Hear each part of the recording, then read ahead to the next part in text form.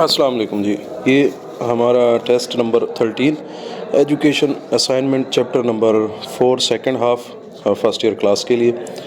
किन बच्चों का मिक्यास ज़हानत 70 से कम होता है? तो ये नाक़िसुल अक़ल बच्चे हैं। डी ऑप्शन हमारे से। दो भाइयों के कद-कामत में इख्तलाफ जो पाया जाता है ये पैदाइशी इख्तलाफ कहलाएगा, मौरूसी नहीं होगा क्योंकि दोनों ही एक ही वालिदैन से पैदा हुए हैं, लिहाजा ये पैदाइशी इख्तलाफ है। कुन ज़हन बच्चों का मिक्यास ज़हानत होता है 80 से 99 तक। और इंसान का मकसद तख्लीक क्या है? इताअत इलाही। इसी तरह से जी एक ही घर और ख़ानदान में रहने वाले बच्चे हो सकते हैं, एक दूसरे से मुख्तलिफ हो सकते हैं। इसकी राइट ऑप्शन हमारे पास जो है वो बी है।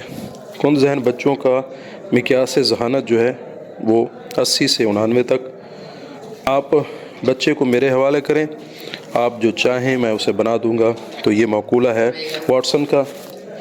इसी तरह से तवारुस और माहौल दोनों ही फ़र्द के डैश पर असरअंदाज होते हैं, नशो नुमा पर, क्योंकि तवारुस और जो माहौल है वो इंसान के किरदार, फ़ेलियात और इसी तरह से नफ्सियात पर भी असरअंदाज होते हैं। मुअल्लिम को चाहिए कि बेहतर तालीम के लिए वो आगाह हो इनफरादी इख्तलाफात से, यानी हर बच्चे के एक ही क्लास में बैठे हुए तमाम बच्चे एक ही तरह की ज़हानत वगैरह नहीं रखते, लिहाजा इनफरादी इख्तलाफात।